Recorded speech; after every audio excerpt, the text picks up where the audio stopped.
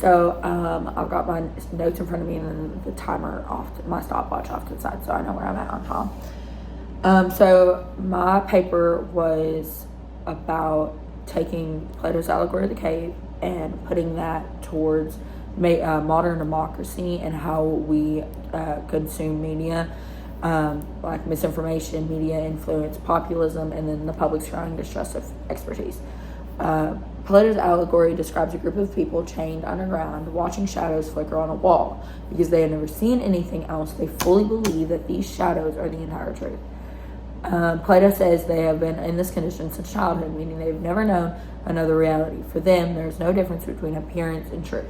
While this story is often discussed in a lesson about education or personal enlightenment or whatever, Plato places it inside the Republic, which gives it much more of a political meaning.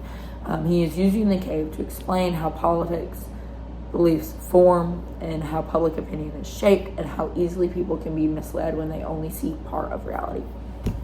Even though Plato was writing over 2,000 years ago, the allegory feels surprisingly relevant today. We live in a world shaped by social media, partisan news, viral information, digital platforms that influence what people see and believe every single day. These forces act like modern versions of the shadows on the cave wall. My main argument today is that the allegory of the cave gives us a powerful way to understand modern democracy.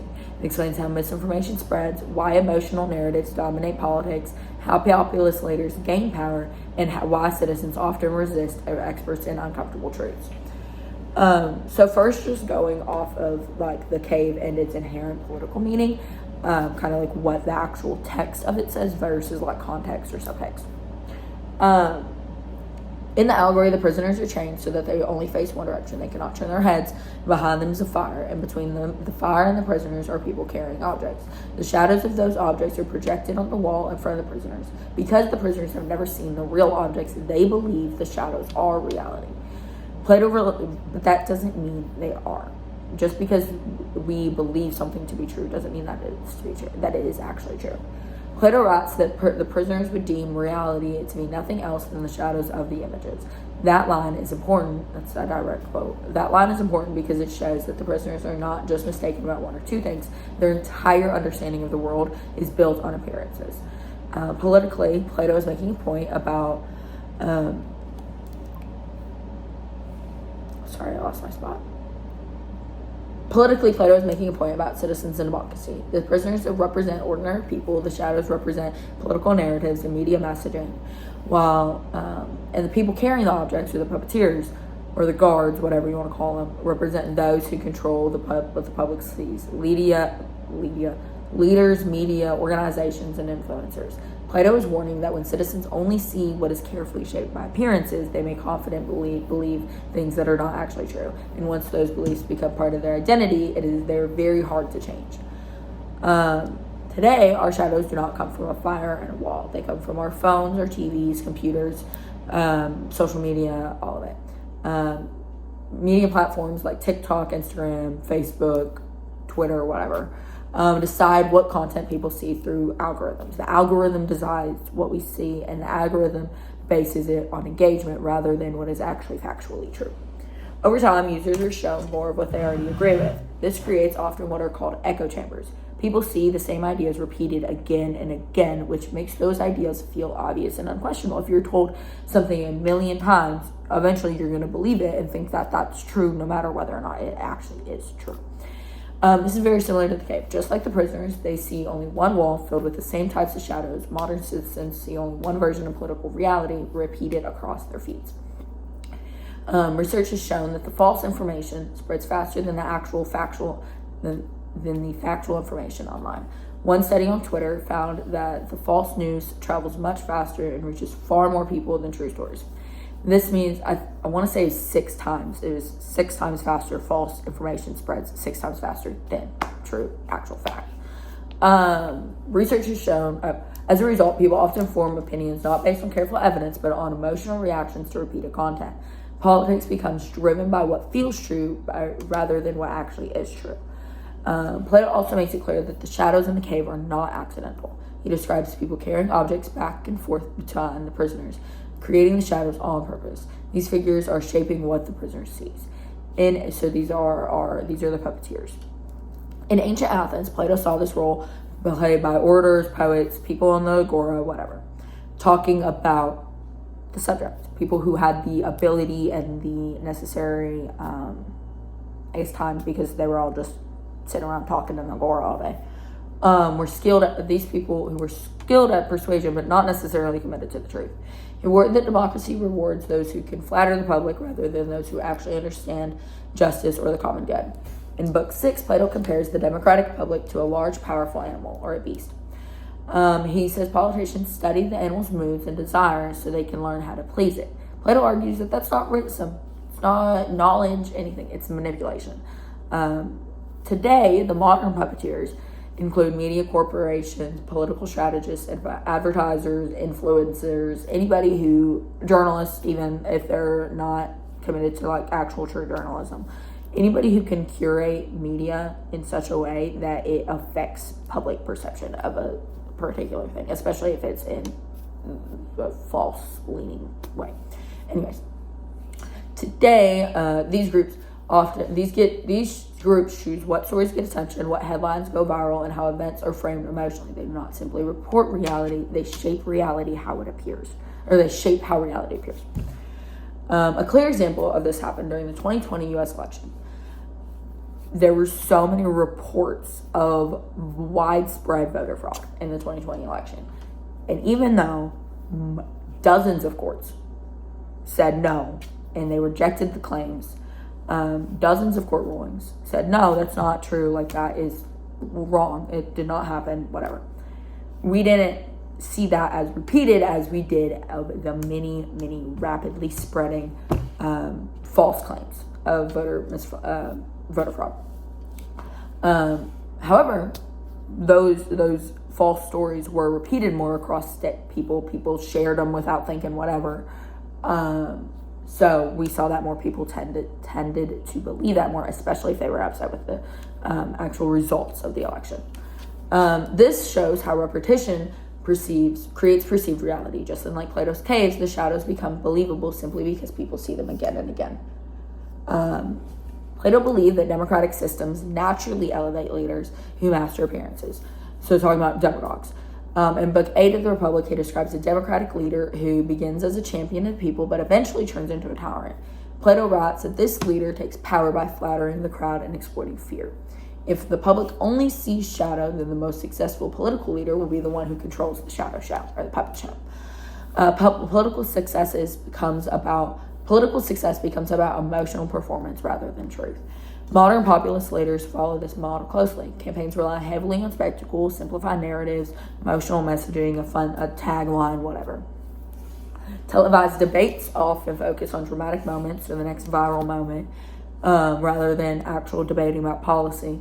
Social media rewards outrage and theatrical conflict, and slogans reduce complex political problems into short emotional triggers, whether the issue is immigration, crime, economic decline, pick your choice of social cleavage at this moment. The message is often framed in a way that feels emotionally clear, even if it's factually way oversimplified. This is exactly the kind of politics Plato was warning us about. Politics built on emotional appeal rather than reasoning, or rather than actual knowledge or truth. That's what Plato was afraid of, was democracy built on, I guess, illusion. I was going to say lies, but I feel like illusion is a better word. Plato's concerns in the cave are closely connected to his theory of knowledge. In Book 6, he distinguishes knowledge and opinion. Knowledge is directed and based in what's stable and true. And then opinion, of course, is directed towards appearance, what is actually like being perceived, and that can constantly change. Knowledge doesn't change. The facts are the facts. That is what's true. That is what is factual, not going anywhere. Opinion are constantly changing. Plato believed that this was dangerous for democracy. Democratic citizens vote, judge, and deliberate based on what seems true rather than what is actually true, because most people are trained in opinion rather than philosophical reasoning. They are especially vulnerable to persuasion. Modern politics operates in the same realm of opinion. Most people form political beliefs through social media posts, commentary, headlines, and emotional narratives rather than through direct evidence or structured reasoning. This helps explain why correcting misinformation is often ineffective. When beliefs are tied to identity and deeply rooted, presenting new facts that are contradictory does not just challenge, it literally threatens a person's worldview. If it is a deeply, deeply rooted belief, and then you have contradictory information that is actually true, and it's factual, and it's been fact-checked and everything, seeing that can be really emotionally, like, there's an emotional aspect to it. It's not just, oh dang, I was wrong. It's, my entire life has been built around this moral code or this whatever, and it's not true. And that's when people get upset. One of Plato's most important insights is that prisoners are not just deceived, they are comfortable. We are comfortable in the things that we believe, especially those deeply rooted truths or beliefs that we have. The cave provides stability. The shadows offer predictability and shared agreement. Leaving the cave means more than just gaining the truth. It means losing certainty. You lose your constant of, this is true, this is my life, this is what I'm doing, da-da-da-da. And it's uncomfortable to then get thrown out of that and go and be in pain while they go up to the light, whatever. Because we are told that it is very painful and irritable for them. Plato describes how a freed prisoner would be pained and irritated and at first unable to see the real world clearly because of the light of the sun being overwhelming. Modern political psychology supports this idea. People naturally seek cognitive stability and avoid information that creates anxiety or uncertainty. Beliefs tied to identity and morality are especially resistant to change. This explains why misinformation does not simply disappear when corrected. When illusions become emotionally protective, people defend them even in the face of strong evidence. Plato shows this when the freed prisoner returns to the cave. The other prisoners do not welcome him. They seem as confused and dangerous and like an issue that needs to be dealt with. Plato says that if they could, they would even kill him for trying to free them. So all the freed prisoner wants to do is give them the truth and say, hey, this is actually wrong, like our entire lives have been wrong. And they're so uncomfortable with that idea and so threatened by that idea that they are willing to kill him. This reaction mirrors modern responses to experts. When scientific or legal experts challenge deeply held political views, they often face anger or ridicule or distrust instead of careful consideration. With that, Plato believed that in democracy, it's a built-in suspicion of experts. There's this belief in democracy that we're all equal, all of our knowledge is equally valuable, everything else, like we are equal.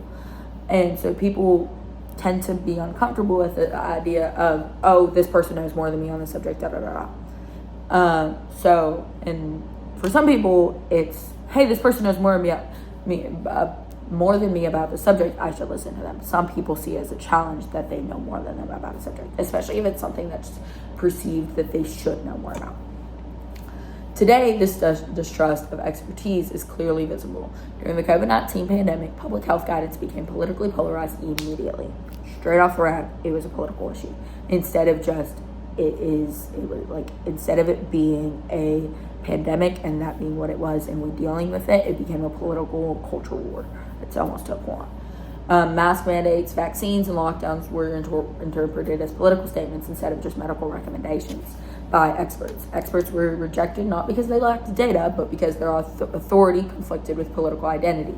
Plato's allegory helps explain this. The expert is like the free prisoner returning to the cave, and then rather than being welcomed, the expert disrupts the emotion stability of the shadows. In Plato's story, there's one cave and one wall. In modern society, there are millions of caves. We have millions of, everybody else has a carefully curated feed on Instagram, TikTok, Twitter, Facebook, whatever. So I could live right next door to somebody, go to the same church, go to the same school, go to the same community events, go shopping at the same place, whatever. But because we don't share the same wall, we don't share the same belief, we are consuming completely different political information because it's not done on a case. It's case by case. It's not just a flat, here's the information like a newspaper used to be. This is carefully curated to you. That's when a lot of the really big disagreements can happen, especially when you're not agreeing on facts. In order to have a debate or just a calm conversation about differing political views, you do have to agree on the facts. The facts of this is what happened, and then this happened, and then this happened. You can't then be because a lot of times debates are just a difference in interpretation. It can't be difference in facts. No two two contradicting things cannot be true at the same time. So if my opinion contradicts Sally's, and we can't both be wrong, and people don't like not being right. Courts exist to resist the shadow world by focusing on legal and evidence and procedure. Judges rely on reasoning rather than popularity. In theory, courts are supposed to be the one few spaces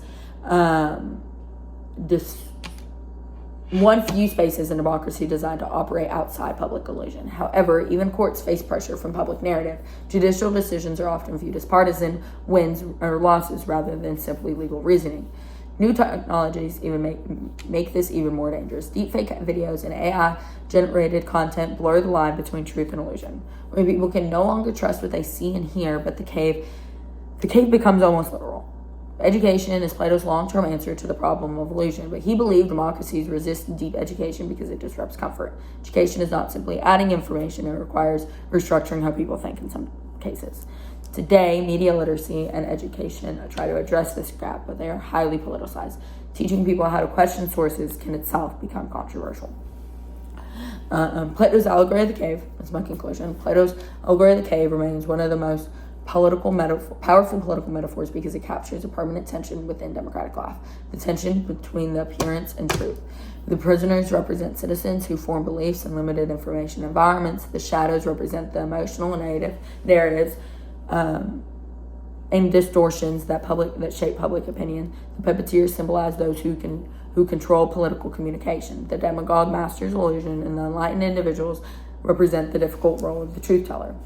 Modern democracies show every element of this structure. Social media algorithms personalize reality, misinformation spreads faster than the truth, experts are distrusted, and emotional narratives dominate politics. Plato did not believe democracy could solve this tension. His solution contradicts moral values, being the philosopher king, or modern values are moral. But his warning is still accurate. Without informed citizens and a shared standard of truth, democratic freedom becomes unstable. That's my presentation.